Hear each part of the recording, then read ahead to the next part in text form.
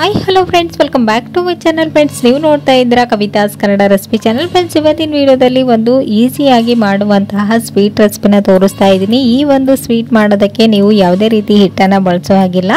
ಕಡಿಮೆ ಸಮಯದಲ್ಲಿ ನೀವು ಇನ್ಸ್ಟೆಂಟ್ ಆದಂತಹ ಸ್ವೀಟ್ ರೆಸಿಪಿನ ನೀವು ಟ್ರೈ ಮಾಡ್ಬೋದು. ಇದು ಚಿಕ್ಕ ಮಕ್ಕಳಿಂದ ಹಿಡಿದು ದೊಡ್ಡೋರ್ವರೆಗೂ ತುಂಬಾ ಇಷ್ಟ ಆಗುವಂಥ ಒಂದು ರೆಸಿಪಿ ಅಂತಲೇ ಹೇಳ್ಬೋದು. ಸೊ ಫ್ರೆಂಡ್ಸ್, ಬನ್ನಿ ಹಾಗಾದರೆ ತಡ ಮಾಡ್ದೇನೆ ಈ ಒಂದು ಇನ್ಸ್ಟೆಂಟ್ ಆದಂಥ ಹನಿ ಕೇಕ್ ರೆಸಿಪಿನ ಯಾವ ರೀತಿ ಮಾಡೋದು, ಇದಕ್ಕೆ ಏನೆಲ್ಲ ಇಂಗ್ರೀಡಿಯೆಂಟ್ಸ್ ಬೇಕಂತೇಳಿ ನೋಡ್ಕೊಂಡು ಬರೋಣ. ಓಕೆನಾ? ಈ ಒಂದು ಸ್ವೀಟ್ನ ಮಾಡೋದಕ್ಕೆ ನಾನು ಮೊದಲೇ ಹೇಳಿದ ಹಾಗೆ ಯಾವುದೇ ರೀತಿ ಹಿಟ್ಟನ್ನು ಬಳಸ್ತಾ ಇಲ್ಲ. ಸೊ ಹಾಗಾಗಿ ನಾನಿಲ್ಲಿ ಒಂದು 5 ರಿಂದ 6 ಬ್ರೆಡ್ ಸ್ಲೈಸ್ಗಳನ್ನು ತೊಗೊಳ್ತಾ ಇದ್ದೀನಿ. ನೀವು ಎಷ್ಟು ಕ್ವಾಂಟಿಟಿಯಲ್ಲಿ ಸ್ವೀಟನ್ನು ಮಾಡ್ತೀರಾ ಅಷ್ಟನ್ನು ನೀವು ಯೂಸ್ ಮಾಡ್ಬೋದು. ಸೊ ನಾನಿಲ್ಲಿ ಒಂದು 5 ಬ್ರೆಡ್ ಸ್ಲೈಸ್ಗಳನ್ನು ತೊಗೊಂಡಿದ್ದೀನಿ. ಇದರಲ್ಲಿ ನನಗೆ ಒಂದು 8 ರಿಂದ 10 ಪೀಸಸ್ಗಳಾಗಿತ್ತು. ಸೊ ಹಾಗಾಗಿ ನೀವು ಜಾಸ್ತಿ ಕ್ವಾಂಟಿಟಿಯಲ್ಲಿ ಮಾಡೋದಾದರೆ ಜಾಸ್ತಿನ ತೊಗೊಳ್ಬೋದು. ಸೊ ಇವಾಗ ಈ ಸೈಡಲ್ಲಿರುವಂಥ ಎಡ್ಜಸ್ನೆಲ್ಲ ನೀಟಾಗಿ ಕಟ್ ಮಾಡ್ಕೊಂಡು ತೊಗೊಳ್ಳೋಣ. ಸೊ ಇಲ್ಲಿ ನೋಡ್ತಾ ಇರ್ಬೋದು ವಿಡಿಯೋದಲ್ಲಿ ಈ ರೀತಿ ರೆಡಿ ಮಾಡ್ಕೊಂಡು ತಗೊಳ್ಳಿ. ನಂತರ ಇದನ್ನ ಒಂದರಲ್ಲಿ 4 ಭಾಗಗಳಾಗಿ ಕಟ್ ಮಾಡಿ ತಗೊಳ್ಬೇಕು. ಓಕೆ, ಸೊ ನೋಡ್ತಾ ಇದ್ದೀರಲ್ವಾ, ಈ ರೀತಿಯಾಗಿ ಕಟ್ ಮಾಡಿ ತಗೊಳ್ಳಿ. ಈ ರೀತಿ ಮಾಡ್ಕೊಳ್ಳೋದ್ರಿಂದ ನೀವು ಎಲ್ಲ ಸ್ವೀಟು ಒಂದೇ ಶೇಪಲ್ಲಿ ಬರುತ್ತಂತೇಳಿ ಅಷ್ಟೇನೆ. ಸೊ ಇವಾಗ ಇಲ್ಲಿ ನೋಡ್ತಾ ಇರ್ಬೋದು ಎಷ್ಟು ಸ್ಲೈಸ್ಗಳಾಗಿ ಕಟ್ ಆಗಿದೆ ಅಂತ. ಸೊ ಈ ರೀತಿ ನೀಟಾಗಿ ಕಟ್ ಮಾಡಿಕೊಂಡು ಇದನ್ನ ಸಪ್ರೇಟ್ ಆಗಿ ಇಟ್ಕೊಳ್ಳಿ. ಸೊ ಈ ಒಂದು ಹನಿ ಕೇಕ್ನ ಮಾಡೋದಕ್ಕೆ ಒಂದು ಇನ್ಸ್ಟೆಂಟ್ ಆದಂತಹ ಕ್ರೀಮನ್ನು ರೆಡಿ ಮಾಡ್ಕೊಳ್ಳೋಣ. ಇಲ್ಲಿ ನಾನು ಒಂದು ಮಿಕ್ಸಿಂಗ್ ಬೌಲ್ನ ತಗೊಂಡಿದ್ದೀನಿ. ಅದಕ್ಕೆ ನಾನಿಲ್ಲಿ ಕೆನೆ ಭರಿತವಾಗಿರುವ ಹಾಲನ್ನು ಸೇರಿಸ್ಕೊಳ್ತಾ ಇದ್ದೀನಿ. ನೀವು ಓನ್ಲಿ ಕೆನೆಯಲ್ಲಿನೂ ಕೂಡ ಮಾಡ್ಕೊಳ್ಬೋದು, ಇನ್ನೂ ಟೇಸ್ಟಿಯಾಗಿರುತ್ತೆ. ಸೊ ಇವಾಗ ಇಲ್ಲಿ ನೋಡ್ತಾ ಇದ್ದೀರಾ, ಒಂದು ಬೌಲ್ಗೆ ನಾನಿಲ್ಲಿ 3 ಟೇಬಲ್ ಸ್ಪೂನ್ ಅಷ್ಟು ಕೆನೆ ಹಾಗೂ 1 ಟೇಬಲ್ ಸ್ಪೂನ್ ಅಷ್ಟು ಹಾಲನ್ನು ಹಾಕೊಂಡಿದ್ದೀನಿ. ಇವಾಗ ಇದನ್ನ ನೀಟಾಗಿ ಮಿಕ್ಸ್ ಮಾಡಿಕೊಂಡು ಇದರಲ್ಲಿ ನಾವು ಸ್ವಲ್ಪ ಥಿಕ್ನೆಸ್ ಬರೋದಕ್ಕೋಸ್ಕರ 2 ಟೇಬಲ್ ಸ್ಪೂನ್ ಅಷ್ಟು ಮಿಲ್ಕ್ ಪೌಡರ್ನ ಯೂಸ್ ಮಾಡ್ತಾ ಇದ್ದೀನಿ. ನೀವು ಯಾವುದೇ ಬ್ರ್ಯಾಂಡ್ನ ಮಿಲ್ಕ್ ಪೌಡರ್ ಆದರೂ ಯೂಸ್ ಮಾಡ್ಬೋದು. ಸೊ ನಂತರ ಇದಕ್ಕೆ ಒಂದು ಸ್ವಲ್ಪ ಡ್ರೈ ಫ್ರೂಟ್ಸ್ಗಳನ್ನು ಕಟ್ ಮಾಡಿ ಸೇರಿಸ್ಕೊಳ್ತಾ ಇದ್ದೀನಿ. ಒಂದು 3 ಗೋಡಂಬಿ ಹಾಗೂ ಒಂದು 3 ಬಾದಾಮಿನೂ ಕೂಡ ಈ ರೀತಿ ಚಿಕ್ಕ ಚಿಕ್ಕ ಪೀಸ್ಗಳಾಗಿ ಕಟ್ ಮಾಡಿ ಈ ಕ್ರೀಮ್ ಒಳಗಡೆ ಹಾಕಿ ನೀಟಾಗಿ ಮಿಕ್ಸ್ ಮಾಡ್ಕೊಳ್ಬೇಕು. ಈ ಕ್ರೀಮ್ ಸ್ವಲ್ಪ ಸ್ವೀಟ್ ಆಗಿ ಬರಬೇಕಂತೇಳಿ ಇದಕ್ಕೆ ನಾನಿಲ್ಲಿ ಒಂದು ಸ್ವಲ್ಪ ಬೆಲ್ಲದ ಪುಡಿನ ಹಾಕ್ತಾ ಇದ್ದೀನಿ. ನಾನಿವತ್ತು ಮಾಡ್ತಾ ಇರುವ ಸ್ವೀಟ್ ಓನ್ಲಿ ಬೆಲ್ಲದಲ್ಲಿನೇ ಮಾಡ್ತಾ ಇದ್ದೀನಿ. ನೀವು ಸಕ್ಕರೆಯಲ್ಲಿನೂ ಕೂಡ ಮಾಡ್ಕೊಳ್ಬೋದು.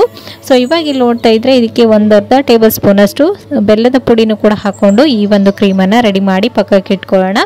ಇವಾಗ ನಾವು ಈ ಕೇಕ್ಗೆ ಬೇಕಾದಂಥ ಒಂದು ಸಕ್ಕರೆ ಪಾಕ ಅಥವಾ ಬೆಲ್ಲದ ಪಾಕನ ರೆಡಿ ಮಾಡ್ಕೊಳ್ಳೋಣ. ಇಲ್ಲಿ ನಾನು ಕಂಪ್ಲೀಟಾಗಿ ಬೆಲ್ಲದಿಂದನೇ ಮಾಡ್ತಾ ಇದ್ದೀನಿ. ನಾನು ಮೊದಲೇ ಹೇಳಿದಾಗೆ ನೀವು ಸಕ್ಕರೆಯಲ್ಲಿನೂ ಕೂಡ ಮಾಡ್ಕೊಳ್ಬೋದು.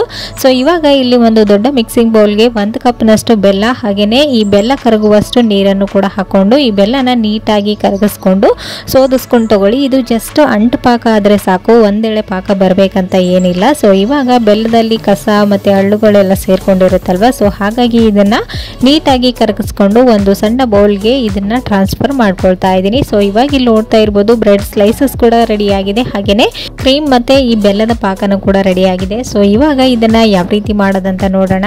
ಈ ಸ್ವೀಟ್ಗೆ ಕೋಟಿಂಗ್ ಮಾಡೋದಕ್ಕೋಸ್ಕರ ನಾನಿಲ್ಲಿ ಒಂದು ಸ್ವಲ್ಪ ಡೆಸಿಕೇಟೆಡ್ ಕೋಕೋನಟ್, ಒಣ ಕೊಬ್ಬರಿ ಅಂತ ಹೇಳ್ತೀವಲ್ವಾ, ಆ ಪುಡಿನ ತಗೊಂಡಿದ್ದೀನಿ. ಸೊ ಇವಾಗ ಇಲ್ಲಿ ನೋಡ್ತಾ ಇರ್ಬೋದು ಈ ರೀತಿ ಚಿಕ್ಕ ಚಿಕ್ಕ ಪೀಸ್ಗಳನ್ನ ರೆಡಿ ಮಾಡ್ಕೊಂಡಿರುವಂತಹ ಬ್ರೆಡ್ ಪೀಸಸ್ಗಳ ಮೇಲೆ ನಾವು ಮೊದಲಿಗೆ ರೆಡಿ ಮಾಡ್ಕೊಂಡಿರುವಂತಹ ಈ ಕೆನೆ ಕ್ರೀಮ್ ಇತ್ತಲ್ವಾ, ಸೊ ಇದನ್ನ ನೀಟಾಗಿ ಒಂದ್ಸರಿ ಮಿಕ್ಸ್ ಮಾಡಿಕೊಂಡು ಈ ರೀತಿ ಸ್ಪ್ರೆಡ್ ಮಾಡ್ಕೊಳ್ಬೇಕು.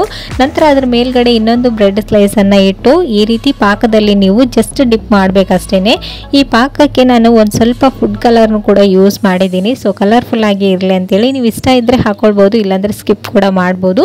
ಸೊ ಇಲ್ಲಿ ನೋಡ್ತಾ ಇದ್ದೀರಲ್ವಾ, ಈ ಬ್ರೆಡ್ ಸ್ಲೈಸಸ್ಗಳನ್ನು ಇದರಲ್ಲಿ ಜಸ್ಟ್ ಪಾಕದಲ್ಲಿ ಡಿಪ್ ಮಾಡಿಬಿಟ್ಟು ನಂತರ ಇದನ್ನ ನೀವು ಈ ಒಂದು ಒಣ ಕೊಬ್ಬರಿಯಲ್ಲಿ ಈ ರೀತಿ ಜಸ್ಟ್ ಕೋಟಿಂಗ್ ಮಾಡಬೇಕು.